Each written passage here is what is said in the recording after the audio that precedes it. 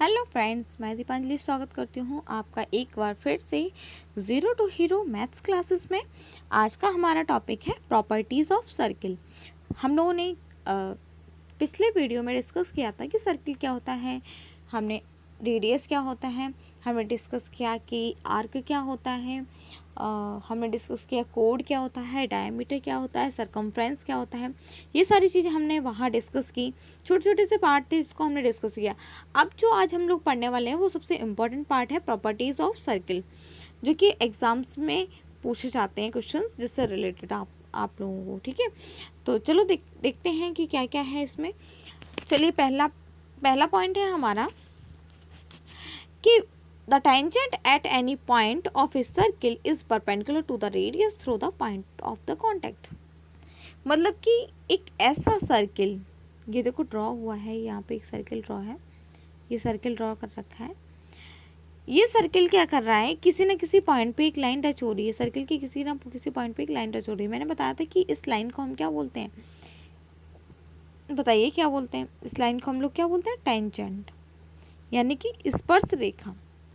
तो ध्यान रखिए, जब किसी सर्किल से कोई लाइन टच हो रही है किसी वन पॉइंट पे, और वो लाइन उसी पॉइंट जहाँ पॉइंट पे मिल रही है वहीं से अगर हमारी रेडियस ड्रॉ होती है, तो वो जो रेडियस है और वो जो लाइन है यानी जो टेंजेंट है, इन दोनों के बीच में हमेशा 90 डिग्री का एंगल बनेगा, यानी कि दोनों एक दूसरे के परपेंडिकुलर होंगे। देखो हिंदी में मैंने लिख रखा है कि वृत्त के किसी बिंदु पर स्पर्श रेखा, वृत्त के किसी बिंदु पर स्पर्श रेखा संपर्क बिंदु के माध्यम से त्रिज्या के लंबवत होती है। यानी कि कोई भी सर्किल मैंने ड्रॉ किया, जैसे मान लीजिए मैं एक और फिर से ड्रॉ कर रही हूँ, जैसे कि सर्किल ड्रॉ किया हमने, तो इसके किसी भी पॉइंट से अगर एक लाइन जा रही है, जैसे मान लीजिए ये लाइन जा रही है, एक पॉइंट से ही जा रही है, ठीक है, तो अगर यहीं से इसके सेंटर से मैंने एक रेडियस और ड्रॉ कर दी, तो रेडियस और ये जो लाइन है जो स्पर्श करती हुई जा रही है, जिसको कि हम टेंजेंट बोलते हैं, तो ये दोनों आपस में एक दूसरे को 90 डिग्री पर मीट करेंगे, यानी एक दूसरे के परपेंडिकुलर होंगे। समझ गए? परपेंडिकुलर मतलब समझ गए? कहीं भी कोई कंडीशन ऐसी आ जाती है कि रेडियस और टेंजेंट आपस में मिल रहे हों एक ही पॉइंट पे, सर्किल की रेडियस और टेंजेंट दोनों एक ही पॉइंट पे मिल रहे हों, तो वो दोनों आपस में एक दूसरे के परपेंडिकुलर होंगे। समझ गए? जैसे कि यहाँ पे मैंने कोई पॉइंट दे दिया, यहाँ पे ओ एम, तो क्या होगा, ओ एम जो होगा वो परपेंडिकुलर होगा किसके? ए बी के। ध्यान रखिए, जब ऐसी कंडीशन आती है तो यहाँ पे ये जो लाइन है, वो जो रेडियस है वो टेंजेंट के, रेडियस जो है वो टेंजेंट के क्या होगी? परपेंडिकुलर। ठीक है, आई थिंक क्लियर हो गया होगा आपको कि ये पहली प्रॉपर्टी क्या थी आपकी। ठीक है, कोई भी आपको क्या होगा कि क्वेश्चंस कैसे पूछ जाते हैं, जैसे कि एक सर्किल बना देगा यूँ इस तरीके से, ठीक है, और यहाँ पे आपको इस तरीके से फिगर बना दिया उसने, और ये बना दी रेडियस। ठीक है, अब वो क्या करेगा, वो इस तरीके से वो क्वेश्चन क्या इस तरीके से दे देगा ये, ठीक है, जैसे कि मान लीजिए कुछ भी दे दिया, और यहाँ पे कुछ भी दे दिया कि ये 4 है, ये 5 है, तो बताइए ये कितनी रेडियस कितनी होगी। तो हम लोग क्या करेंगे, पाइथागोरस ट्रिपलेट यूज़ करके तुरंत हम लोग ये फाइंड आउट कर लेंगे कि इसका स्क्वायर बाकी दोनों स्क्वायर, यानी कि हाइपोटेन्यूज का होल स्क्वायर, परपेंडिकुलर का होल स्क्वायर प्लस बेस के होल स्क्वायर के क्या होता है? इक्वल। परपेंडिकुलर हमें हाइपोटेन्यूज पता है 5 का होल स्क्वायर, और परपेंडिकुलर हमें पता है, परपेंडिकुलर या बेस इसको मान लो कि ये बेस दे रखा है 4 का होल स्क्वायर, और परपेंडिकुलर निकालना है, तो ये हमारा क्या हो जाएगा? ट्रांसफर। जैसे कि इसका हम यहाँ इसको थोड़ा हम यहाँ डिस्कस कर लेते हैं। जैसे मान लीजिए कि यहाँ दे रखा है, तो ये कितना हो जाएगा? 25 माइनस का 4 हो जाएगा, कितना हो जाएगा? 16 इक्वल्स टू कितना है? परपेंडिकुलर का होल स्क्वायर। तो 25 में से 16 माइनस करेंगे तो कितना आ जाएगा? 9, परपेंडिकुलर का होल स्क्वायर, तो √9 इक्वल्स टू परपेंडिकुलर, तो पी की वैल्यू कितनी हो जाएगी? 3। ऐसे हम लोग डिस्कस कर लेंगे। ये प्रॉपर्टी इस तरीके से यूज़ की जाती है। समझ गए आप लोग? अगर ये 90 डिग्री ना होता, अगर ये आपका 90 डिग्री ना हो, तो क्या हम पाइथागोरस थ्योरम लगा सकते हैं? बिल्कुल नहीं लगा सकते। पाइथागोरस थ्योरम तभी लगती है जब हमारा ट्राइंगल कैसा होता है? Right angle triangle. तो वहाँ पे भी एक ट्राइंगल बन रहा था, तो यहाँ पे अगर राइट एंगल ट्राइंगल बन रहा है तो तुरंत हम लोग प्रॉपर्टी लगा सकते हैं। ठीक है, नेक्स्ट अब हम लोग डिस्कस करते हैं। नेक्स्ट जो हमारा पॉइंट है क्या है, चलो पढ़ते हैं। The length of the tangent drawn from an external points to a circle are equal. किसी भी सर्किल से के एक्सटर्नल पॉइंट, ये देखो ये P जो है वो एक्सटर्नल पॉइंट है। एक्सटर्नल पॉइंट से अगर कोई लाइन खींची जा रही है सर्किल पर, ये देखो लाइन खींची गई है, तो ये जो लाइन है PA और PB, ये दोनों ही क्या होंगी, इक्वल। ज़रूरी नहीं ऐसा हो कि ऐसा सर्किल बनाया हुआ है, मान लीजिए इस तरीके से ये जा रही है, ये पॉइंट एक्सटर्नल है और यहाँ से ये दोनों मीट हो रही हैं, तो क्या होगा, मैंने बना दिया ये M है, ये A है, ये P है, तो MA इक्वल होगा किसके, AP के। कभी कभी आपको ये मान लीजिए MA दे दिया 14 और आपसे कहेगा कि PA बताइए कितना होगा, तो PA बताइए कितना होगा, PAB कितना होगा, 14। ठीक है, समझ गए ये प्रॉपर्टी किस तरीके से यूज़ होंगी। तो ये बहुत ही इंपॉर्टेंट प्रॉपर्टीज़ हैं आपकी। अब नेक्स्ट हम लोग नेक्स्ट हमारी प्रॉपर्टी है कि केंद्र पर बना कोण परिधि पर बने कोण का दूना होता है। इंग्लिश वाले समझ लें कि जो सेंटर पे जो एंगल बनेगा किसी भी सर्किल के सेंटर पे, ये देखो ये सर्किल के सेंटर पे बन रहा है BOC, एंगल BOC जो है वो सेंटर पे बन रहा है, O पर बन रहा है। तो सेंटर पे बना हुआ एंगल सरकमफ्रेंस पे, ये देखो ये सरकमफ्रेंस पे बन रहा है, सरकमफ्रेंस पे बने हुए एंगल का डबल होता है। मान लीजिए कि BAC ये वाला एंगल, ये जो है एंगल, ये मान लीजिए ये 30 डिग्री है, तो ये जो आपका सेंटर पे बना हुआ एंगल ये कितना होगा, 60, जस्ट इसका डबल हो जाएगा। समझ गए आप लोग। फिर से देख लीजिए, एक बार मैं फिर से बता दे रही, जैसे कि मान लीजिए कि ये एक सर्किल है, यहाँ पे एक सर्किल बना हुआ है, ये क्या है, सरकमफ्रेंस से बना हुआ है, ये सरकमफ्रेंस ही होती है आपकी, सरकमफ्रेंस पे ये एंगल बना हुआ है BAC, जो ए मिडिल पॉइंट, यही तो हम देखते हैं कि एंगल तो इसी पे बनता है ना, जो मिडिल पॉइंट, मिडिल में जो पॉइंट लिखा हो एंगल उसी पे बनता है, यानी कि ए पर बन रहा है एंगल, यानी कि ये किस पर है, सरकमफ्रेंस पे। तो सरकमफ्रेंस पे तो ये जो एंगल होगा वो किसके डबल होगा, सेंटर पे बने हुए एंगल का डबल होगा। मान लीजिए इस बार आपको सेंटर एंगल दे रखा है, ये मान लीजिए आपको दे रखा है 80 डिग्री दे रखा है मान लीजिए, तो ये जो सरकमफ्रेंस पे एंगल बनेगा वो कितना बनेगा 40 डिग्री। समझ गए आप लोग। एक बार फिर से देख लो, नहीं समझ में आया ज़रूर नहीं इस तरीके से दे रखा है, मैं अभी इसी पॉइंट की बात कर रही हूँ। कोई भी एक सर्किल ड्रॉ किया मैंने, ये इस तरीके से मैंने बनाया है कि सेंटर पे बना हुआ एंगल सरकमफ्रेंस पे बने हुए एंगल का डबल होता है।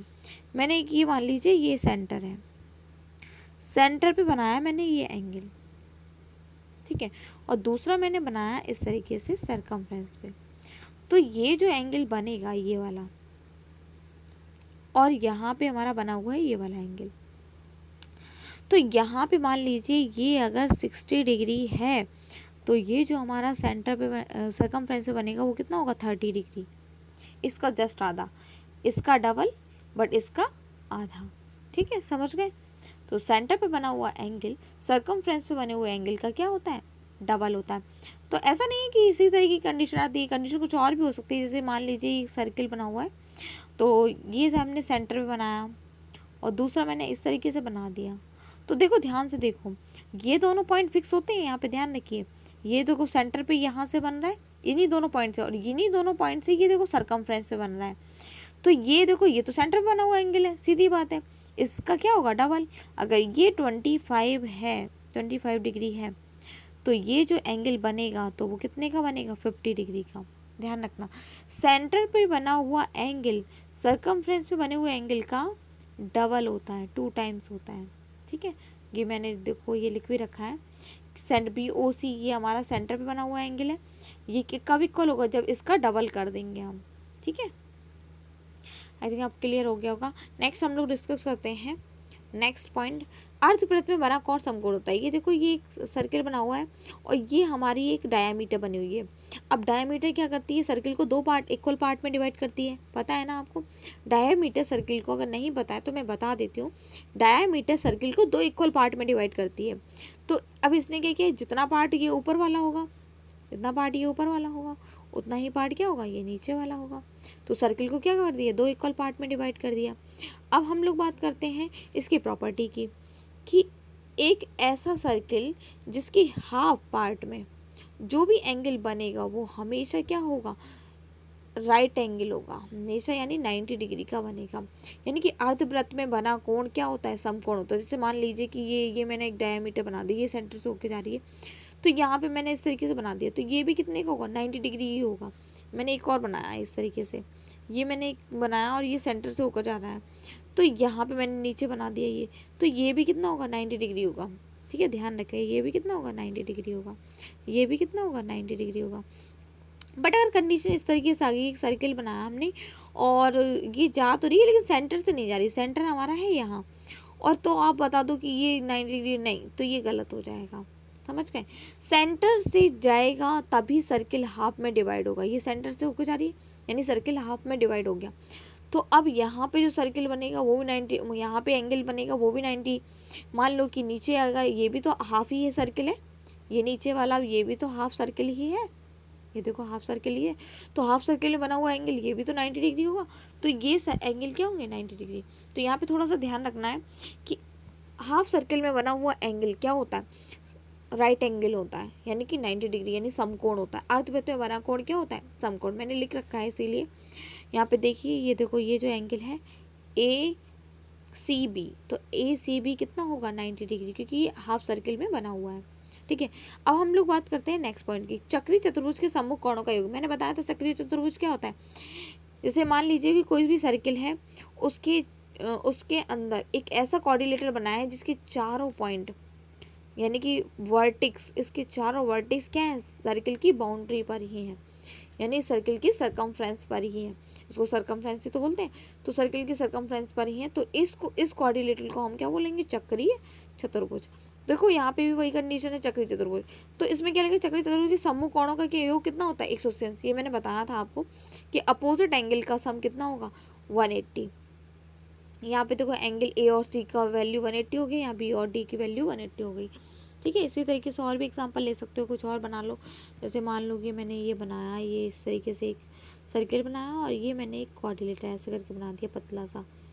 तो देखो ये 4 साइड है, 1 2 3 4, और देखो चारों वर्टिक्स, ये देखो 1 2 3 4, चारों आपके सर्किल पर ही है, तो ये क्या होगा, चक्रीय चतुर्भुज होगा। तो इसके सम्मुख कोणों का योग यानी कि ये मान लो या इसका नाम है PQRS,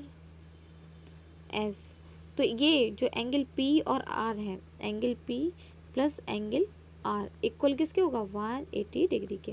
समझ गए कि सम्मुख कोणों का योग कितना होता है, 180 अंश, यानी कि अपोजिट एंगल का sum in cyclic coordinator, sum of opposite angles equals to 180 degree. ठीक है, आई थिंक इस आपको ये सारी प्रॉपर्टी क्लियर हो गई होंगी। अब आपसे ज़रा बात कर लेते हैं क्वेश्चंस कैसे पूछे जाते हैं। जैसे कि मान लीजिए आपको इसमें क्या करेगा, जैसे ये फर्स्ट वाला मैंने बताया था आपको, ये सर्किल बना हुआ है। ठीक है, अब इसमें क्या है आपका, जैसे कि इस तरीके से बना दिया, जैसे मान लो ये एक एंगल यहाँ बना दिया और दूसरा इस तरीके से बना दिया। अब ध्यान से देखना, यहाँ पे ध्यान देने वाली बात क्या है कि यहाँ पे ये जो एंगल बन रहा है, ये देखो ये यहाँ पे सेंटर है O। ठीक है, ये सेंटर है, ये आपका AOB और ये है C। ठीक है, ये मैंने बना दिया। ये जो एंगल है ये वाला, ये सेंटर पे बना हुआ एंगल, देखो ये दोनों पॉइंट फिक्स है, इन्हीं दोनों पॉइंट से ये सेंटर पे बन रहा है और इन्हीं दोनों पॉइंट से ये देखो सरकमफ्रेंस पे बन रहा है। तो समझ गए, अगर ये मान लो कि ये आपका दे रखा है 80 डिग्री, तो ये जो एंगल होगा ये कितना हो जाएगा, 40। सरकम पे मैंने बताया था जो आपका सेंटर पे बनता है एंगल, ये देखो ये सेंटर पे जो एंगल बनेगा वो एंगल सरकमफ्रेंस पे बने हुए एंगल का क्या हो जाएगा, डबल या इसका हाफ। जस्ट अपोजिट वाली कंडीशन है एक दूसरे की। ठीक है, आप समझ गए ये वाला कहाँ यूज़ करेंगे, ऐसे यहाँ पे इन दोनों का तो मैंने बता दिया। चलिए नेक्स्ट डिस्कस करते हैं अब हमारी नेक्स्ट प्रॉपर्टी की। अब हमारी प्रॉपर्टी नंबर 6 क्या कह रही है, इसमें ये कह रहा है कि एक ही चाप द्वारा बने परिधि पर बने कोण आपस में समान होते हैं, यानी कि एक ही आर्क द्वारा, ध्यान रखना, एक ही, इंग्लिश वाले थोड़ा सा ध्यान देना, एक ही आर्क, सिंगल आर्क द्वारा जो भी सरकमफ्रेंस पे एंगल बनेंगे वो आपस में क्या होंगे, समान होंगे। जैसे कि ये देखो दे रखा है, ये एक सर्किल है, यहाँ पे देखो ये वाला आर्क, ध्यान से देखना, इस आर्क द्वारा ये देखो ये वाला एंगल बना, और इन्हीं दोनों पॉइंट्स, ये देखो ए और डी के बीच यही आर्क वाले से ये वाला एंगल बना, तो दोनों एंगल आपस में क्या होंगे, इक्वल होंगे। अगर ये वाला 40 है तो ये वाला भी 40 डिग्री होगा। समझ गए आप लोग?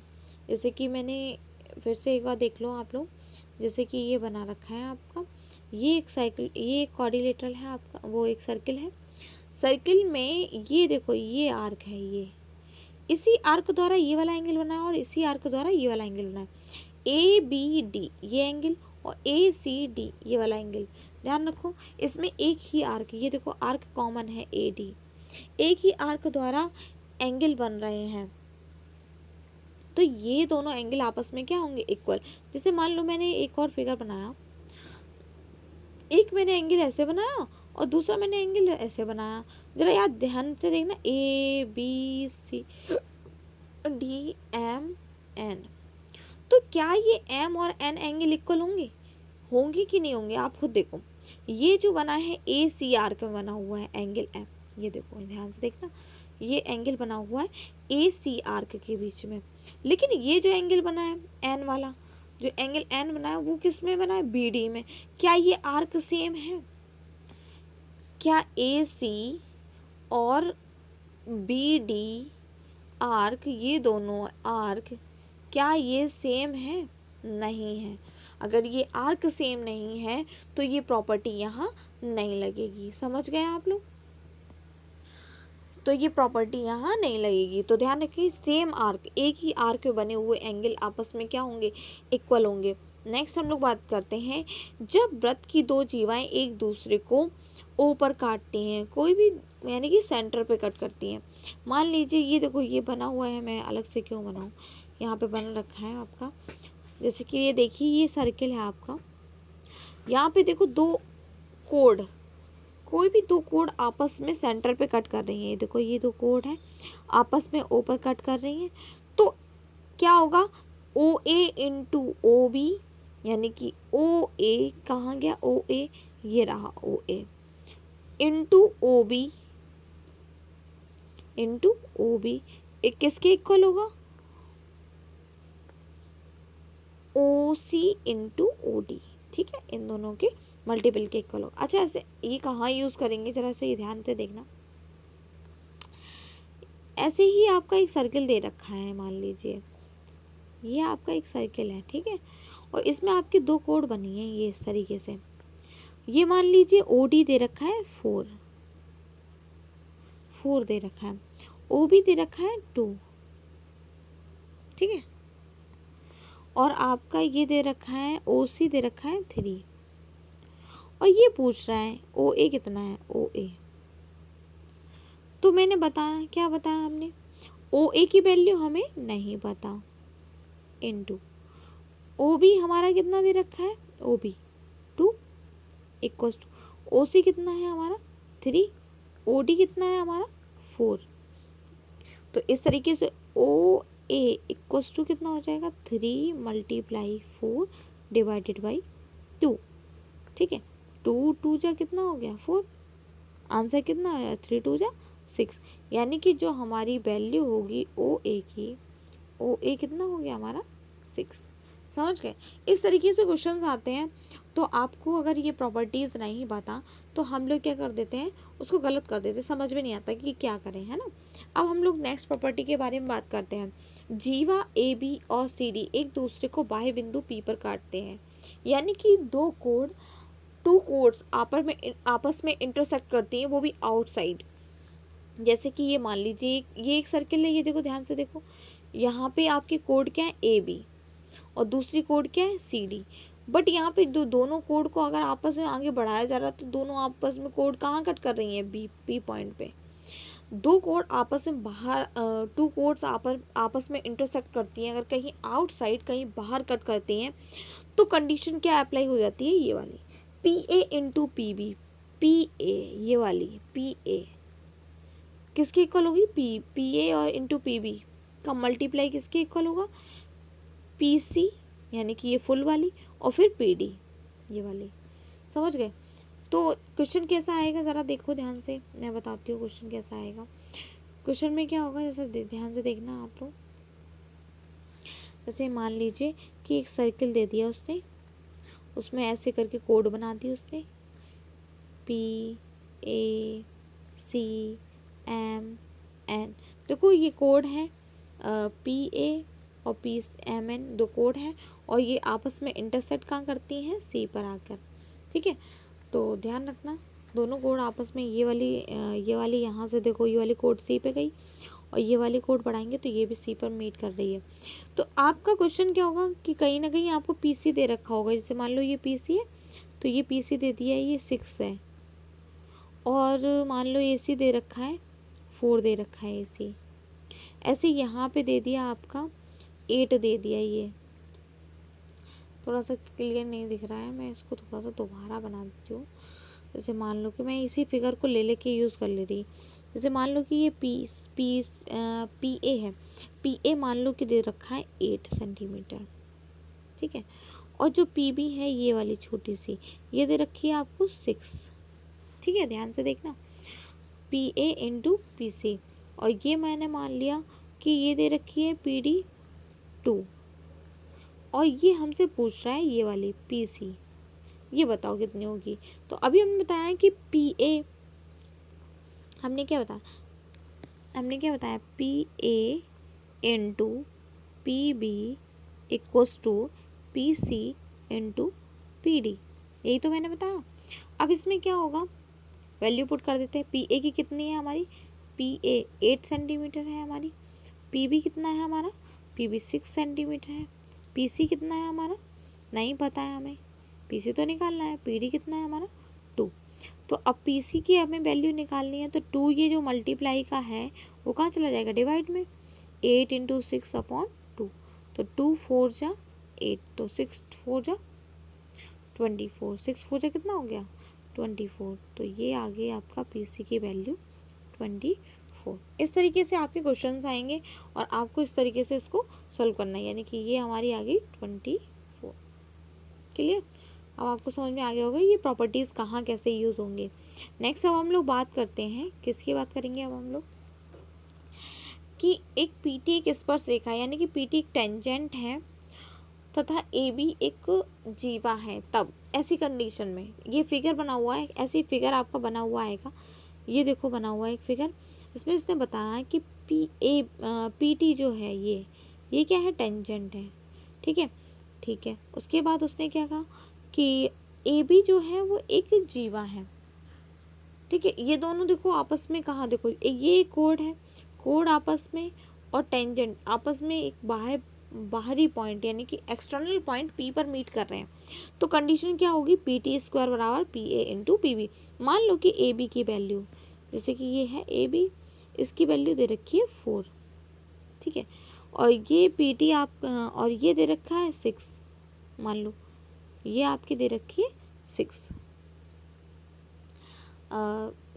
पी ए और पी बी, ये पी ए, ये मान लो ये जो दे रखा है, एक बार फिर से देखो, एक मिनट रुको, फिर से दिखाते हैं, देखो ध्यान से देखना। जैसे कि ये सर्किल बना हुआ है, तो ये देखो ये पी ए मान लो कि ये दे रखा है 4। ठीक है, और आपका पी बी दे रखा है, ये पी बी जो है ये वाला छोटा सा, ये दे रखा है 9। तो पूछ रहा है कि पी टी कितना होगा। तो क्या करेंगे, देखो पी टी बराबर क्या होता है, पी टी स्क्वायर बराबर क्या होगा, पी ए कितना है हमारा, पी ए कितना है 4, पी बी कितना है 9, 4 9 से कितना हो जाएगा 36, पी टी स्क्वायर था, स्क्वायर हट के रूट लग जाएगा, P T equals to under root 36, और 36 किसका स्क्वायर होता है 6 का, तो ये हमारी वैल्यू कितनी आ जाएगी 6। समझ गए। इस तरीके से कंडीशन आपके अप्लाई होंगी, इस तरीके के क्वेश्चन दे रखे होंगे और आपको अप्लाई करना है। ठीक है। नेक्स्ट हमारा पॉइंट आता है P A and P B दो स्पर्श रेखाएं हैं। तो मैंने ये बताया था कि कोई भी दो स्पर्श रेखाएं यानी कोई दो टेंजेंट आपस में किसी बाह्य पॉइंट पी पर मीट करती हैं तो दोनों इक्वल होती है हमेशा। ये वाली जितनी साइड होगी उतनी ही ये होगी, यानी कि पी ए बराबर पी बी। अगर ये 4 है तो ये भी 4 ही होगी। ठीक है, तो ये हमने बता दिया था आपको पहले। चलिए अभी हमारा लास्ट बचा हुआ है, इसको भी डिस्कस कर लेते हैं कि ये क्या है। O D perpendicular to A B. इसे बताया गया कि ये जो ओ डी है वो ए बी पर क्या है, परपेंडिकुलर 90 डिग्री का एंगल बना रहा है। तो क्या करें, ये कंडीशन दे रखी होगी आपको, ये कंडीशन दी हुई है।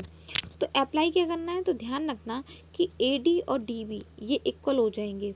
ये वाली पार्ट, ये जो वैल्यू है ए डी वो किसके इक्वल हो जाएगी, डी बी के।